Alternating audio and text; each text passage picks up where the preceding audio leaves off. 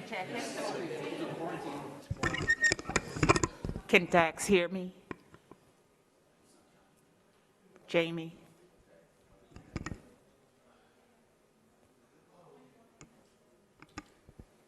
Testing the mic system. Can we pull up the agenda? Okay. It's on the PowerPoint. Okay. And then I know, And it's on, so watch. okay. All right, we're going to get started in just a second here.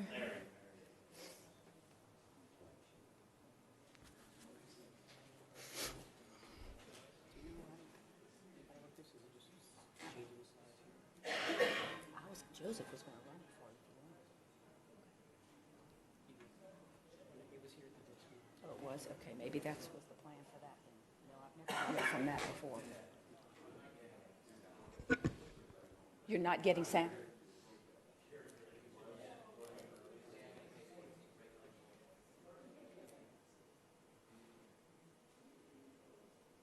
Say it again. I have your mic's on you, but you're not getting sound. But is there a button to turn the sound on for whatever this connection is? Let me check.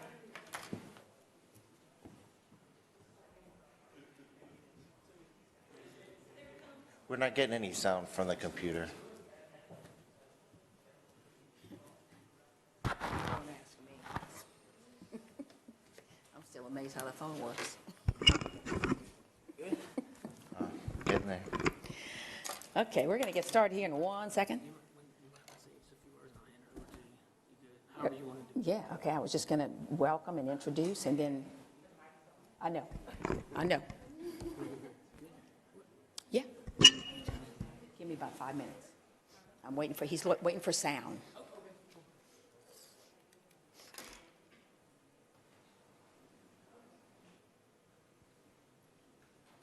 Just give us a second. We don't usually do this, so they're trying to get the mics going. Okay. Okay. The next slide kind of shows an agenda, and it shows that you introduce and stuff. So Yeah. if you want to flip to that one. Yeah, I don't have any way to flip to it. It's not connected to this, it's over here. It was working earlier. I'm not sure why it's not working now. I'm playing a test tune. Let's see.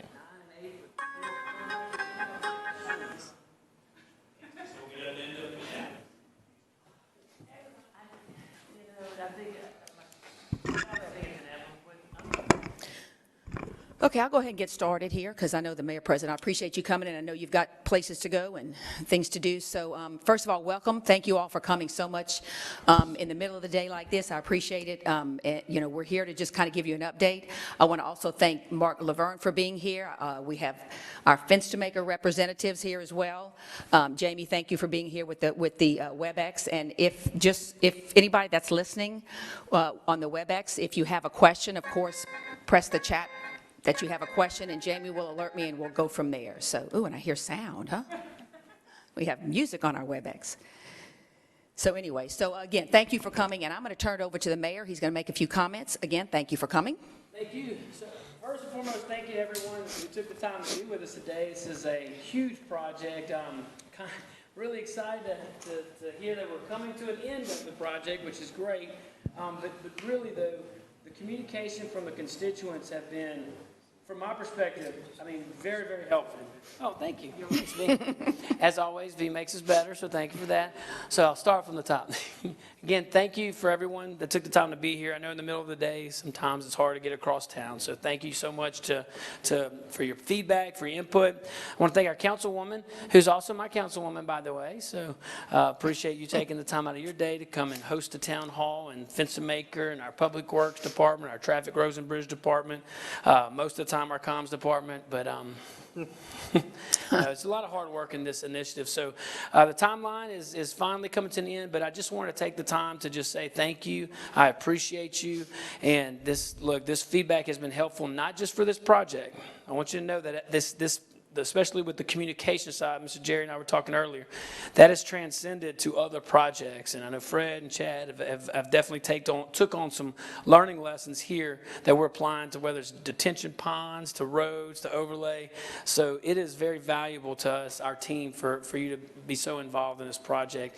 I know your lives have been disrupted for quite some time, and it's the project didn't hit target, and we're going to work on that going forward. And but I think and I know that the implementations we put in place will avoid these types of situations going forward. So just know how grateful we are as a team, and I will hand it back over to our Congressman. I just promoted you. I'm Congress now. Whoa. And if you do make Congress, I-49 connector. Okay, get out of here. Sorry. Go do your thing. Different discussion. So thank you guys. God bless you. I'm going to head back upstairs. I just want to say hello. All right, thank you. Bring that over to Joseph, maybe. All right. Okay, thank you, Mayor President. Before I move forward and turn the program over to Mark, I do want to acknowledge we have 2 officers from the Lafayette Police Department. I appreciate y'all so much for coming. And I say that because in case we have any issues with traffic, they're here. I was kind of going to let them lay low in the back for a minute, but I had to call y'all out, so I'm sorry y'all are here. Thank you so much for coming, and when we get to that, we'll talk about that as well. So at this moment, I'll go ahead and turn it over. We'll start the PowerPoint. Thank you, Mark. Thank you, Nanette. Thank you, everyone, for coming out. The presentation this morning is going to be brief. Hopefully, this will be our last update for the project. We are looking at wrapping it up here pretty shortly.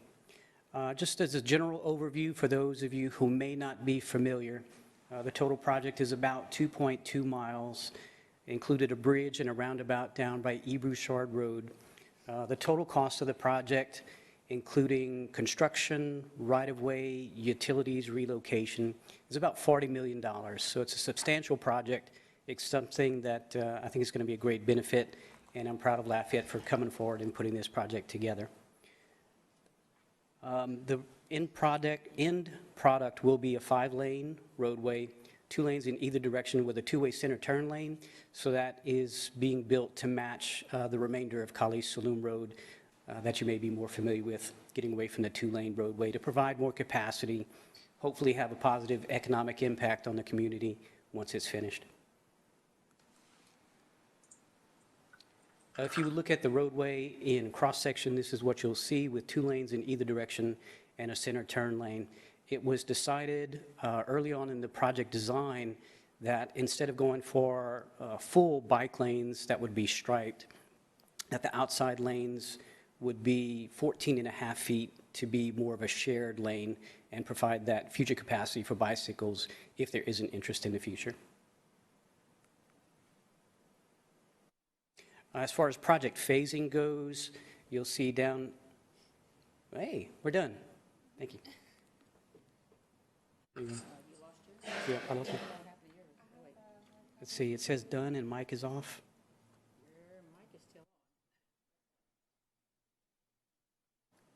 Okay, I'm back. My screen was saying done. Thank you. Good. As far as project phasing, if you see down at the bottom of the screen here, highlighted in yellow, is the bridge and roundabout and new section of Kaliste Saloom Road, which was completed a year ago, a year and a half ago, something like that. Shown in red is what's under construction right now. We're calling this Phase 3B, the 5-lane concrete roadway. A little bit of the history of the project and some current status. We are getting really close. What we are saying is that the 5 lanes will be open, all 5 lanes will be open on the main straightaway by April of this year. So we are almost there. Of course, that is weather permitting. We are looking at completing the project hopefully around the end of May.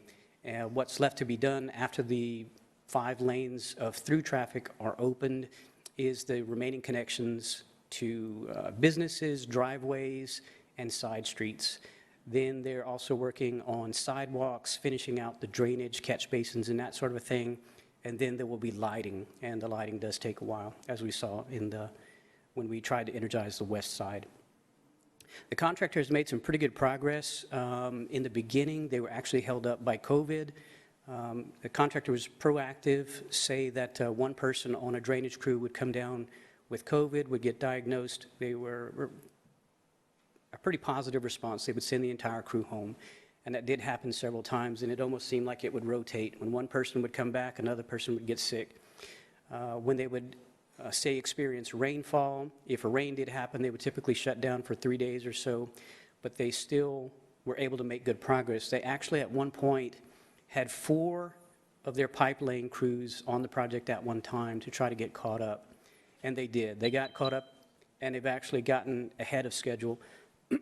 It's a little bit hard. You can look at the project different ways for % complete, but if we look at the number of days used versus the dollar value that they've completed, the project is roughly 24% ahead of schedule right now, and that's truly because of the efforts on the part of the contractor to get this thing done.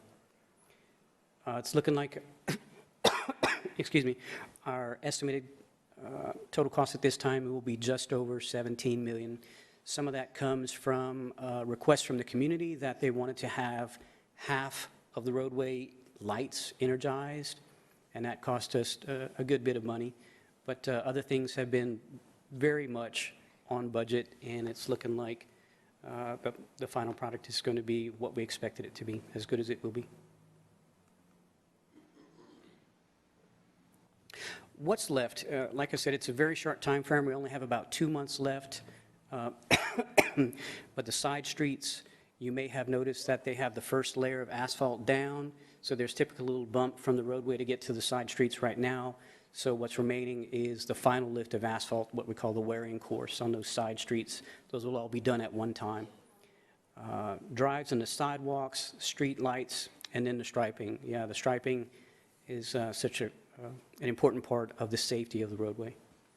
Final dressing and hydroseeding, that's where if you drive around right now, you may see that some businesses do seem to be still a foot or 2 feet even higher than the sidewalks that are in front of them. We met on site, we walked several of these, and we've decided how they'll be final graded. In some places, retaining walls need to be put in. It's really just a lot of little final touches to the project. We will then walk the project one last time and develop what we would consider a punch list. We know that some of the concrete has cracked.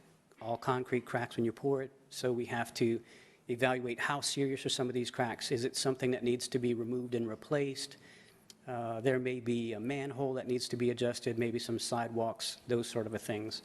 But we're getting very close to actually closing out the project.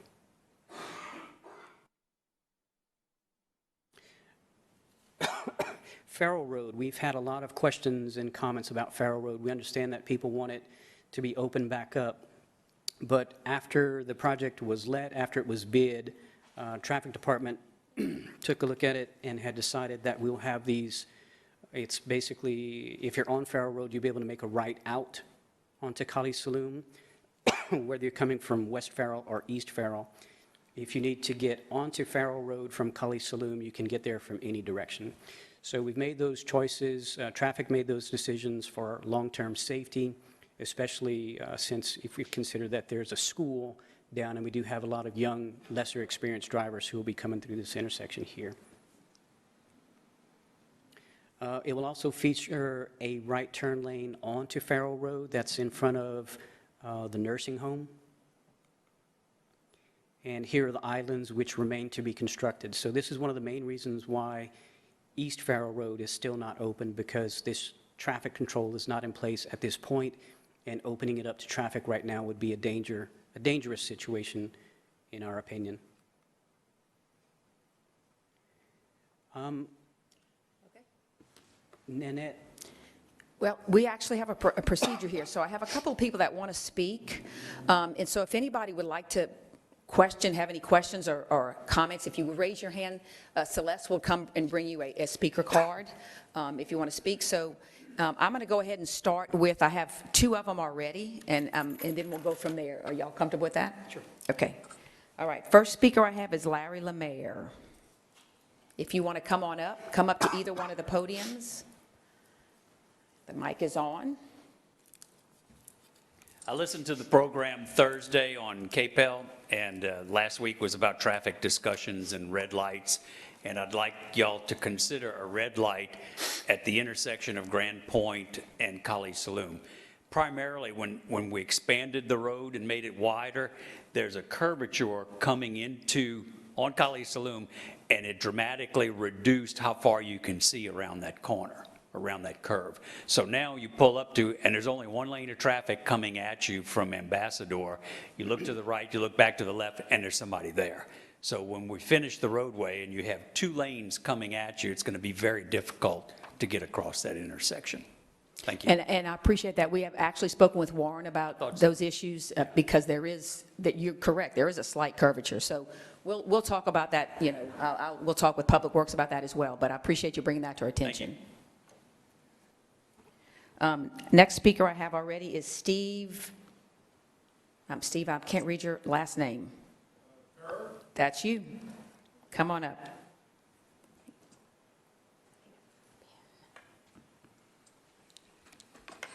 It's a fine German name.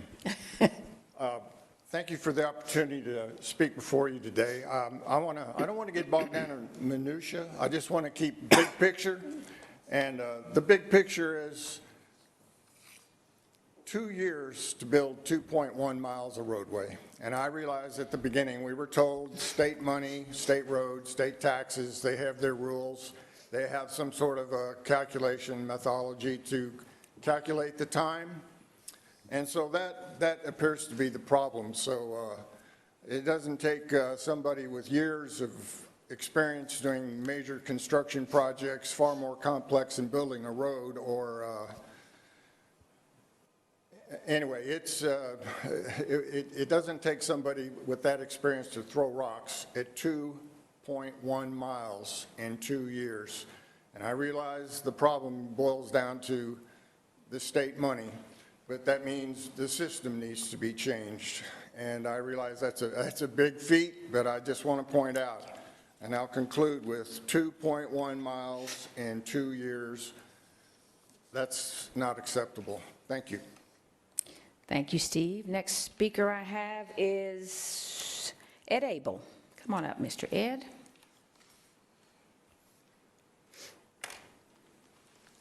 Thank you, Nanette, and thank you for having this deal.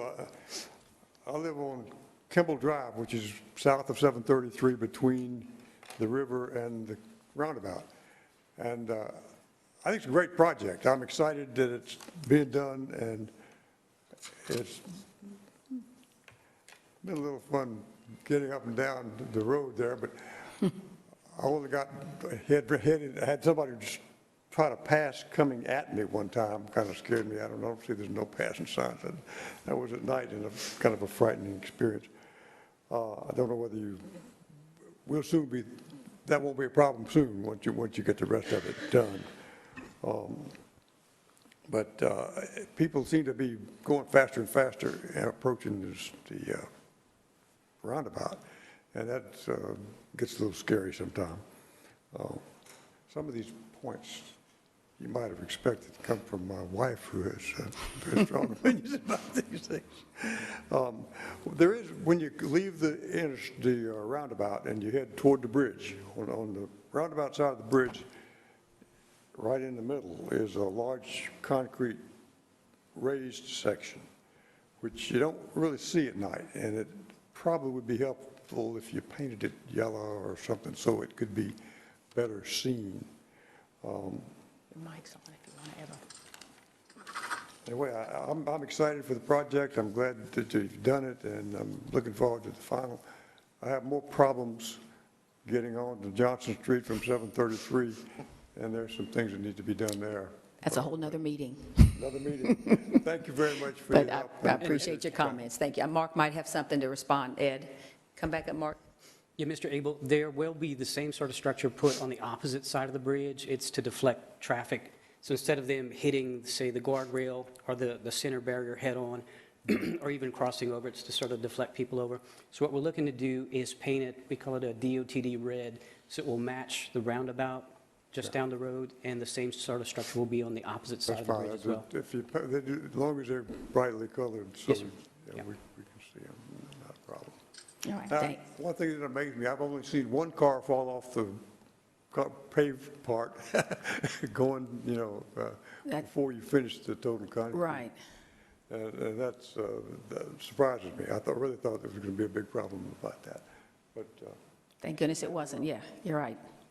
All right, next speaker, Mr. Wayne Colvin.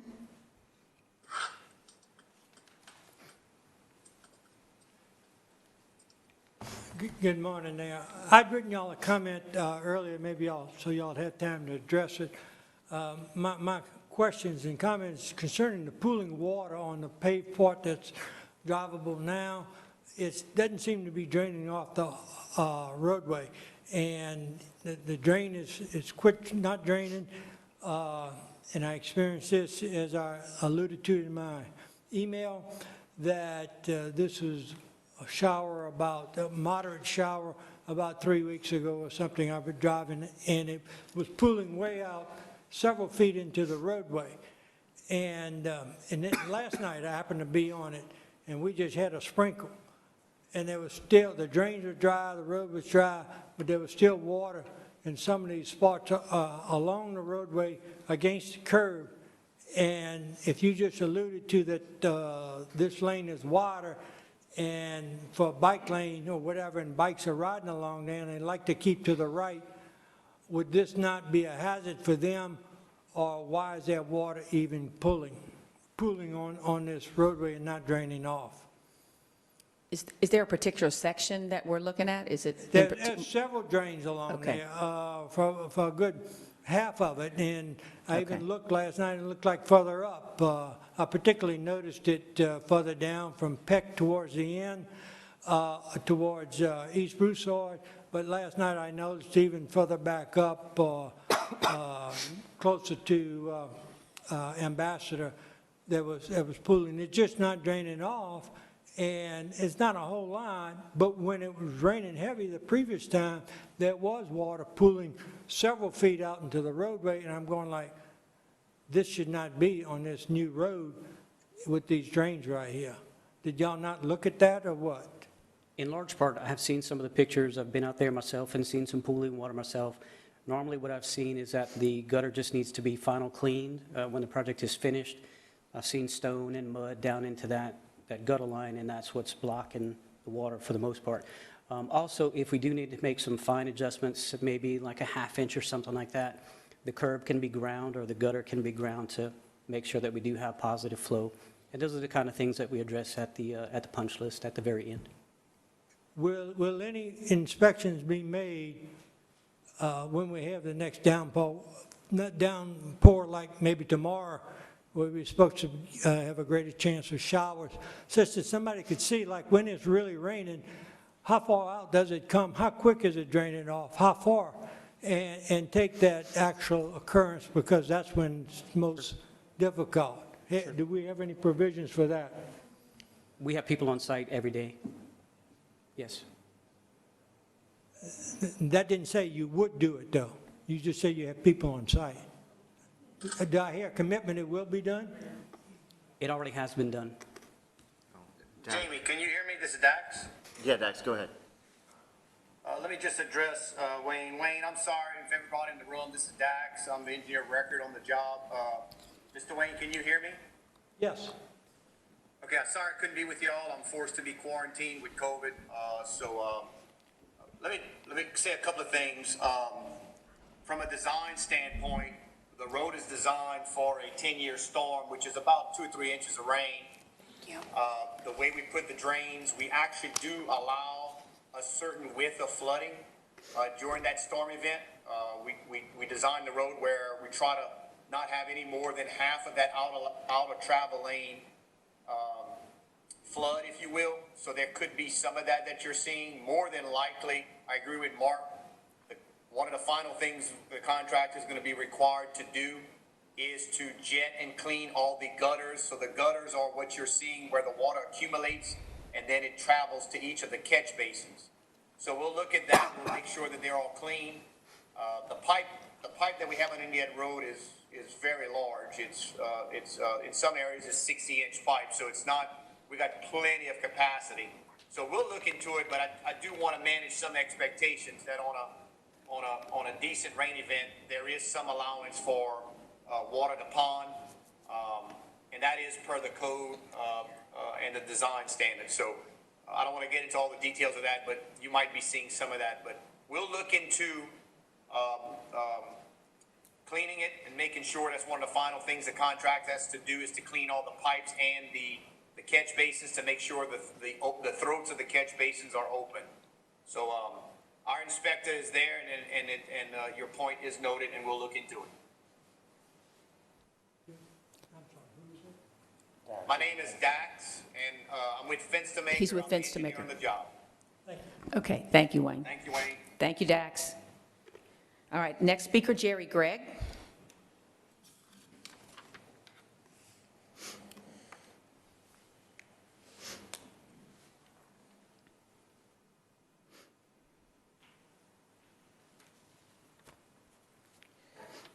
Thank you, Nanette. And let me add my comments earlier to everyone else's comments. Thank you for putting this on today, and thank you for Mayor and Mark and Fence to Maker and everyone for being here.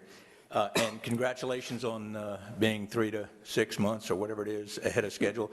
I just noticed our SEMA construction guy head came in, and congratulations to you and your team for the good work that they've been doing as well. You know, we met, I guess, last year. I guess there's a virtual meeting we had. We talked about a lot of things. A lot of things have come to fruition out of that. You know, we talked about safety, and one of the things that we talked about, and Dax, I wish you were here, but I hope you get better. I hear you, Bill. Is energizing the lights, and that helped. And to your point, Mark, I didn't realize it was going to add cost to the project. But for those of us who drive that road daily, and particularly at night, we really appreciate you guys doing that. And in general safety, you know, it's marked 35 miles an hour. Obviously, during construction, I guess it's going to default back to 45 once it's completed. But I'm glad that the officers are here today.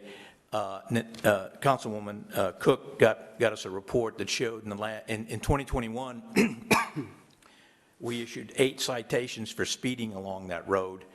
And, you know, at 35 miles an hour, if you stood at the entrance of Peck Boulevard today, you could issue 8 citations in an hour. And I'm not suggesting that's a way to enforce. I'm just saying we've got a problem. We've got a speeding problem. There was a fatality at Grand Point last September. I don't know if it was related to speeding or anything, but we had a dog in the neighborhood got hit by a hit-and-run driver back in December. My neighbor had a friend from Houston 2 weeks ago, drove his vehicle into one of these holes that had not yet been completed with concrete. So, you know, safety's a big issue. And I think speed's a big issue, and I would like at some point in that if we could ask the officers to come up and address that. But in general, we believe you need a continued focus. I mean, the good news is you're going to be finished in April, but I worry about the SEMA construction guys because it's pretty dangerous out there sometimes, and we would really think that we need continued vigilance on that.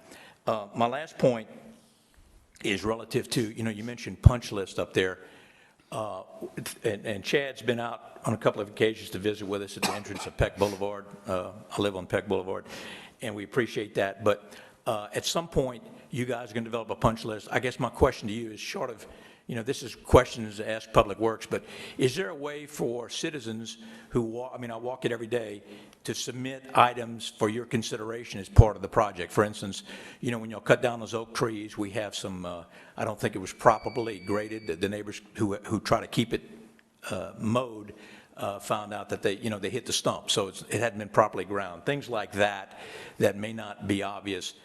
What is the correct way for a citizen to provide input and first of all, look at what's on the punch list today and provide input to adding things to the punch list going forward? Yeah, if you want to email me, Mr. Gregg, I know you have my email address. I'd be happy to take a look at it. But you want 150 people to do that. I mean, is there no collection process for this punch list? You've done a very good job for us being our center point of communication up until now. Can I get paid? Yeah, right. And as you said, I think you touched on an important word. It's for consideration. We have a contract. We have a set of construction plans. We know the specifications that this thing needs to be built to. We will take a look at what you have to say and consider it to be added to the punch list or not. Some things may be a direct yes, that needs to be put on the punch list, and some things are That's not something we can hold the contractor to, but it will be considered. But my last point is, if you shared with us what's on the punch list now, we wouldn't have to be sending you things that you already know about, I guess. So the mayor and I were talking all about communication and about transparency. We haven't developed a punch list yet. Right. Let me say that. Okay, very good. That's at the very end of the project. Jerry, this is Dax. Yeah, we have not really started well, let me say this. Our inspectors have begun to assimilate some items. We have not formally done the walkthrough. Typically what will happen, I know when we did the first phase or 3A where the roundabout is, we kind of did 2 inspections. I kind of knew that Glenn Leger Construction was doing 3A was about to finish in 3 or 4 weeks. So we did kind of an initial run through and gave them a list of, 20, 30 items. And then at that point, when we got close, we did a final walkthrough where we had all the members from LCG, traffic, the water and sewer department. That's when we did our final punch list. So when we do that first, when we know it's almost done and we're getting about ready, we're gonna start generating that punch list. And then I think we'll be on point at that point to for the LCG to share that with you. I guess collect your thoughts.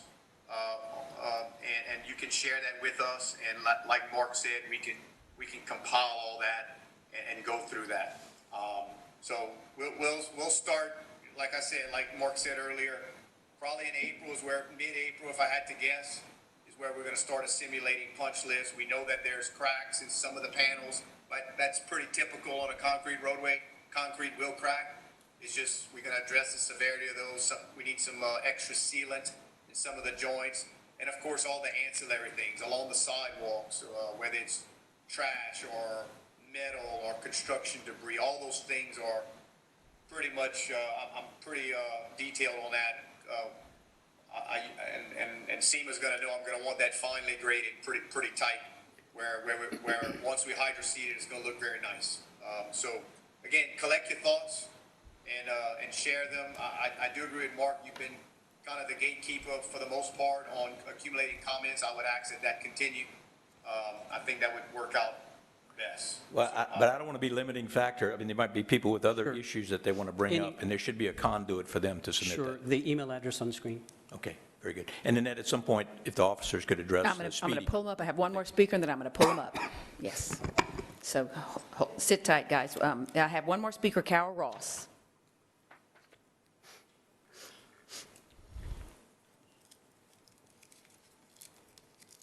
Thank you for having this meeting. Carol Ross, resident of Lafayette, and moved recently, actually moved from LOPEC shortly before this project started. So I've been intimately familiar with this. What astounds me is that the contract, I've got project histories all over the place. The contract was signed in 2008, November. DOTD transferred the ownership of the road to LCG because the promise that was made at the time by the Durrell administration, I'm not casting any blame on anybody, this is just what was said. The Durrell administration said, we can get this done faster than the state.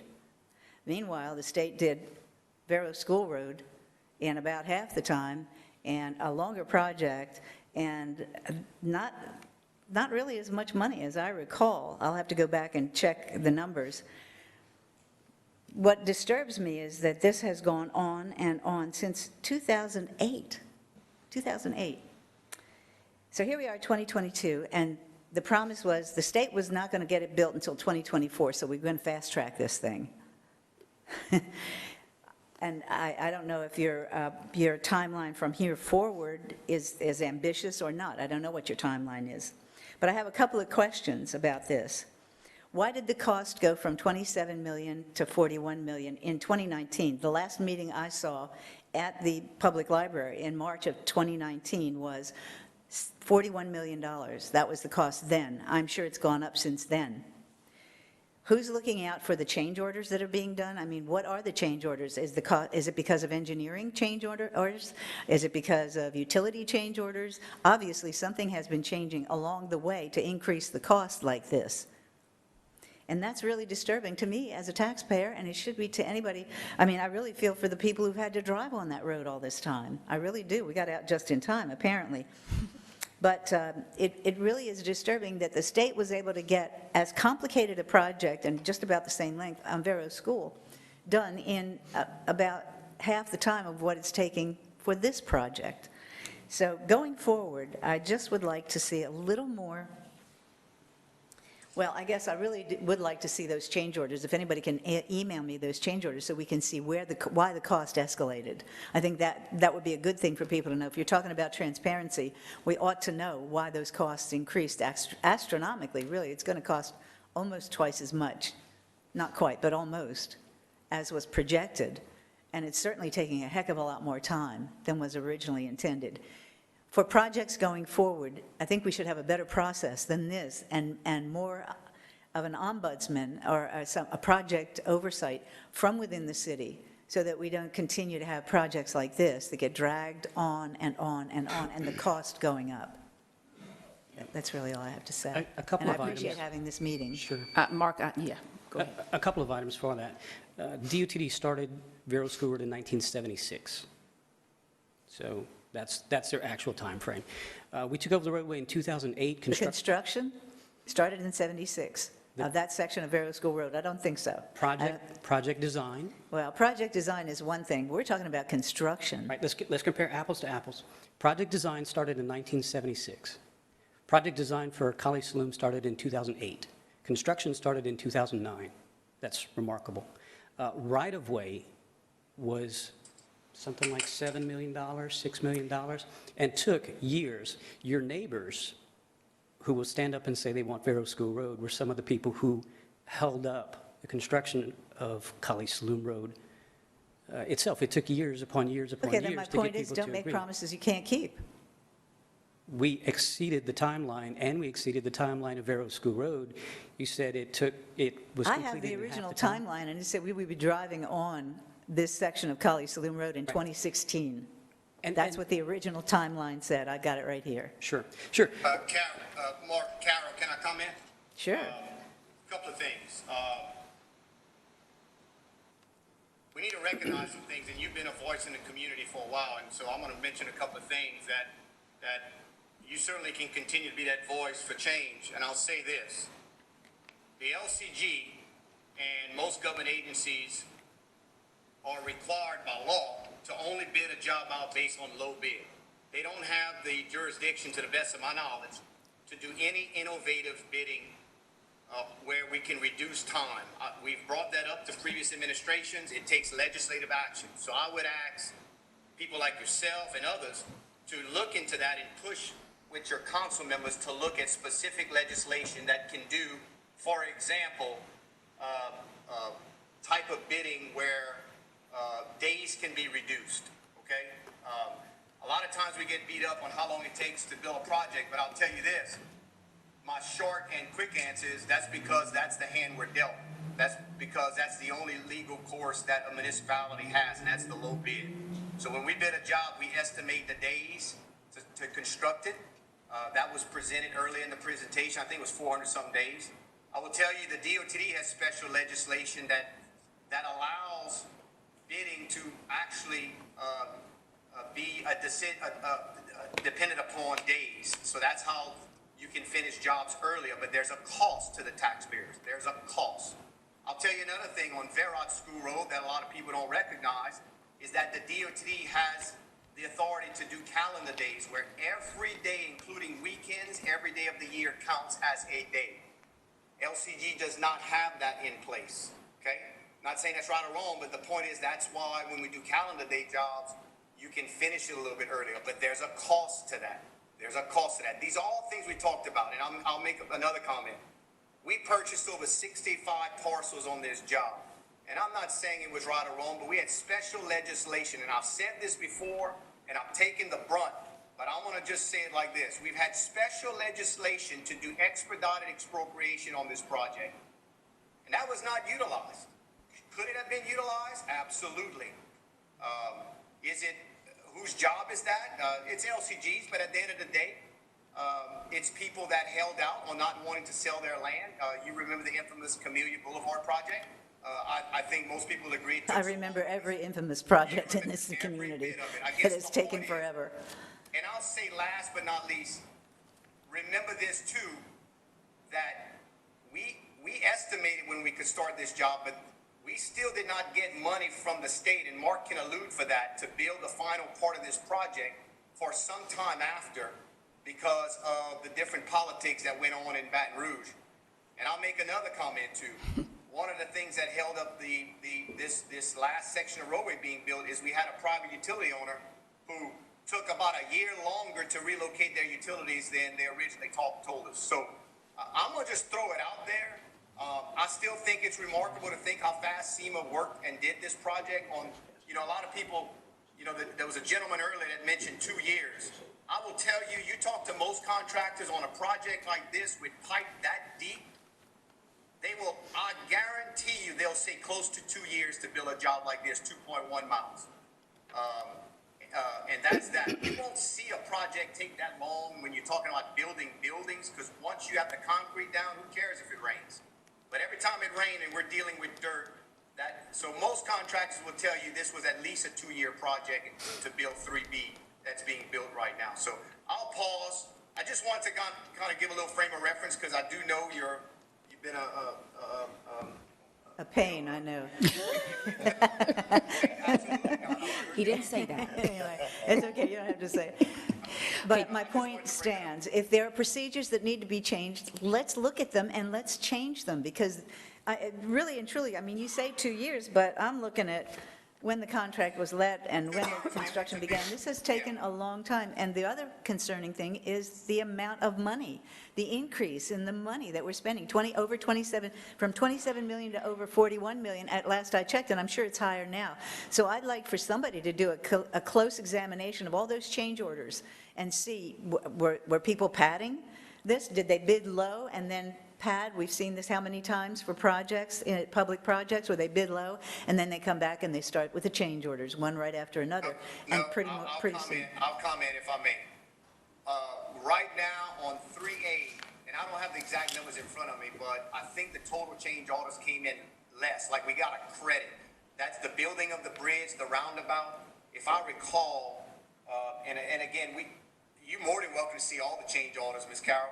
Matter of fact, I'm pretty proud of them, because if you look at 3A, we actually came out with credits where we actually had negative change orders. Because how does a negative change order happen? If I estimated, make up a number, 1,000 yards of dirt, but we only use 500, well, we get a credit back. So we were proud of that. The phase 3B that's going on right now, we ran into a couple of snags, a couple of utilities that were not marked, or we hit them and we had to deal with it. That's pretty common on an urban roadway like this. There's a lot of utilities down this corridor. And so I think in general, you're more than welcome to see it. It's all public information. Remember, this project was 3 phases, just like Verot. We had to build the drainage outfalls first, right? Remember, that's the outfall pipe by LOPEC that goes all the way to the river, and then we had Isaac Verot Cooley. When that was done, we had to relocate all the public and private utilities. I think we had a couple of change orders there, but I don't remember the numbers, but it was pretty much all of our change orders was within like 2, 3, maybe 4 or 5%, which is very acceptable. So I'm not trying to defend it, Ms. Carroll. You're more than welcome to go pull it from LCG. That's public information. And so, I'll just comment. I don't want to belabor the point. I think you get my point. We need to have a better oversight for the taxpayer dollars and the timeline, and these people have been driving on it all this time. And, I really empathize with them. But I do appreciate you having this meeting, and I appreciate you listening to me. Thank you. Thank you, Carol. I think Mr. Gregg has some comments as far as the legislation. Yeah, thank you, Nanette. And Carol, we go way back on this project as well. Probably three different mayor administrations, probably 5 different public works directors. So it's been a lot of overturn. But about time flies.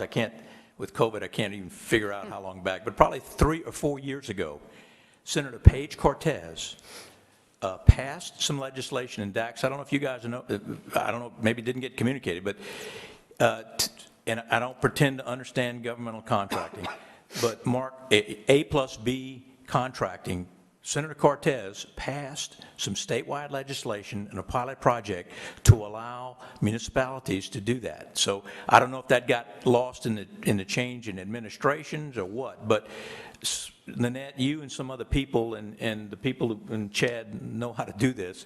You'll ought to visit with Paige and see what that apparently the intent was to allow the city to contract similarly to the way the state contracts, okay?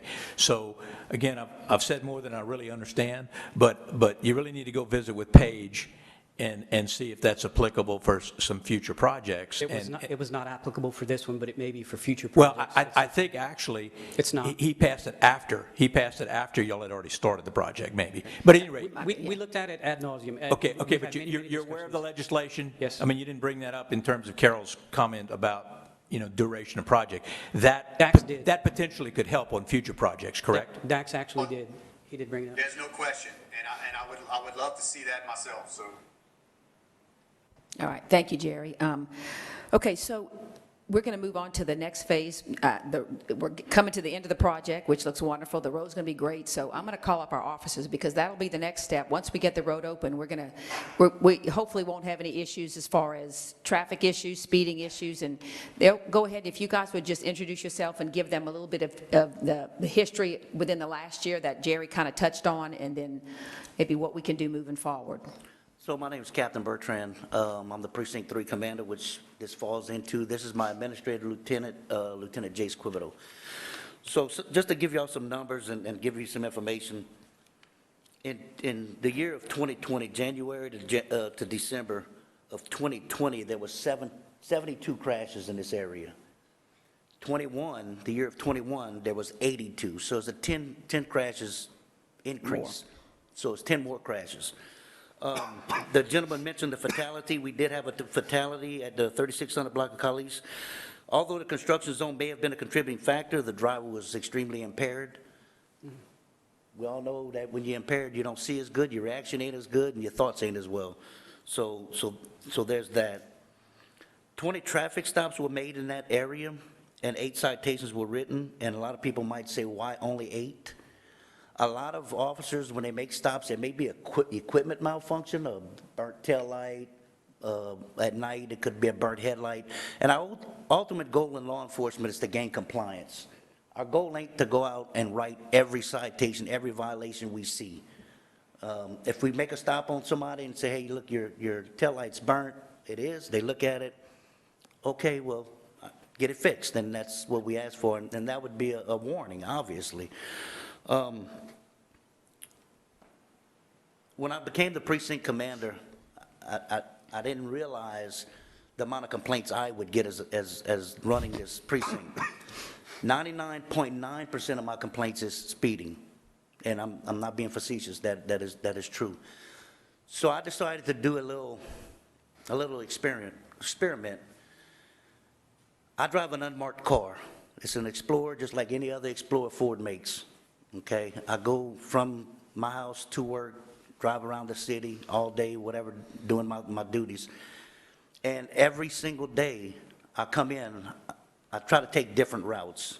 There's only so many routes in, but I'll take John Street, I'll take Kaliste and, Pinnock. The amount of violations I've seen and the amount of aggressive drivers I see, and I'm the precinct commander, right, driving an unmarked car. Well, I can't make stops in an unmarked car. I can't do traffic enforcement in an unmarked car. If I see the violation, if it's a grave violation, I can call a unit, but is one near me in time enough to get to me before that car actually leaves the city limits in another jurisdiction or whatnot. So I did a little experiment. I checked out a marked unit for 2 weeks.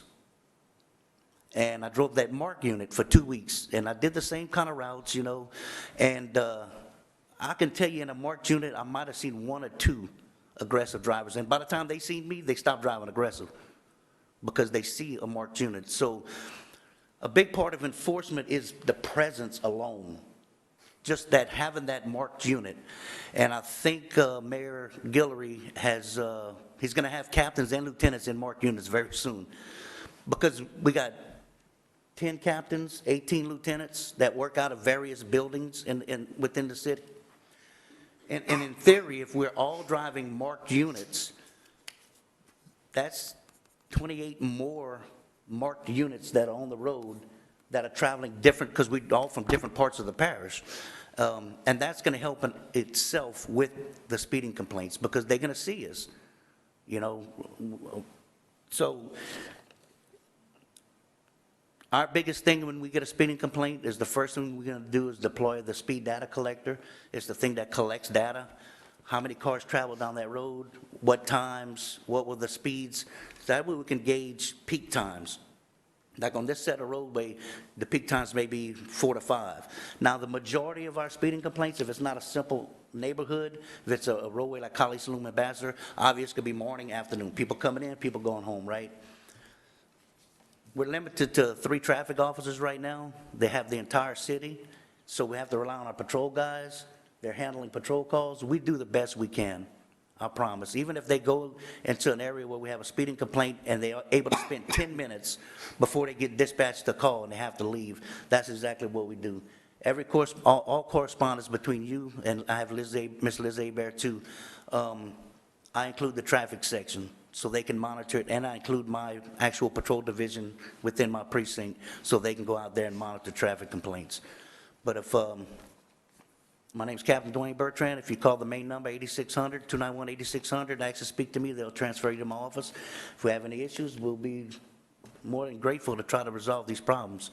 99% of my complaints are speeding. Can I come? Yes. I'm the inspector on the job, so either me or some of my guys are standing on the side of the road every day that the contractor's working. You said something that is interesting to me. The peak time on College Saloom, that's not when the speeding's happening. Because when it's the peak time, it's bumper to bumper. That's right. So just keep that in mind. Right. We've been doing a lot of night paving. When that evening traffic. Yeah, it's going to be higher. So I'd say about 6:30, 7 o'clock to about 10 o'clock at night, that's when they fly. That's right. And let me correct myself. I That's a kinda good misspoke. point, yeah. Peak times, when I'm talking peak times, morning and afternoon, I'm talking about aggressive driving, not speeding. I'm just talking about Yeah, speeding. yeah. They're angry, they're in a hurry to get to work, they're in a hurry to get home, they road rage, that's the aggressive drivers. But you're right. At night, our ATAC officers on our major roadways, Johnson Street, Ambassador, Congress, they'll clock cars as fast as 82 miles an hour. Now, most of them are intoxicated, and that's their whole job. They're getting impaired drivers off the road. But you are absolutely correct. Thanks for correcting me. No, thank you, Captain Bertrand, very much. You're always so responsive when I call, and I appreciate you sending those people out for any kind of speeding in specific areas. And I love the fact that 28 more officers will be on the street. I think that point is so important, that the presence is very important on the street. I believe that. And that's in law enforcement in general. The first part of compliance is presence, officer presence. Whether I'm out in uniform, they see me, or I'm in a car. That presence alone does a lot. Now, you got some people that just, they don't care. I mean, it is what it is. But we'll be able to take care of that, because, I mean, just because I'm a captain doesn't mean I can't stop and enforce something if I have the proper equipment, which is a marked unit to do it. I would love to look at speed limits again. I mean, right now, during the construction site, it's 35. Camellia Boulevard, is that still 35? It is, yes. Okay, yeah, and I don't know if College Saloom could support a 35 speed limit, but, you say 35, they go 45. We're going to say 45, they're going to go 55. So I don't know, but I would ask that once the road is open, that we really do a good patrol on it and put some of the speed markers on it so we can see just how fast cars are going, because I know I live off a Pinhook, and at 10 o'clock at night, I can hear the cars, they're drag racing up and down the streets, and I know we have that issue going on. So I don't know if there's any way that we can start lowering some of our speed limits, not that that would stop the drag races, I'm sure, but and maybe in general, if we just kind of can re-educate in terms of our speeds. We'll have to talk to Warren, the traffic engineer. I'm not the engineer, but I would love to see if there's ways to reduce some of the speed limits on some of these wide open thoroughfares that tend to go 10 over what we give them anyway. So that's right. And you have my commitment that when that stretch is open and we open for business, I will have as much marked units as I can out there. We will deploy the data collector so we can see what we're up against and what's going on. But you're right. If it's 35, they're going to go 45. If you get off at 4 o'clock, you shut down at 3:30, right? Yeah. I mean, it's human nature. Unfortunately, that's kind of how we think, but Yeah. and please make sure that the late night workers that are on that stretch of Saloom finishing up, that we really get out there and protect them as well from that speeding. Take care. Thank you for correcting me. Appreciate it. All right, thank you. Any questions from up here y'all have for the officers? Nope. Okay, I don't have any more speaker cards, so I'm assuming we're all happy. We're so thrilled about this project. We're going to walk out here feeling good, right? Okay, I want to thank y'all all for coming so much. And again, if you have any questions, ask publicworks@lafayettela.gov is what you can, or you can contact myself or Mark, with any questions as well. So again, thank y'all so much for coming, and y'all have a wonderful afternoon, and drive slow and safe.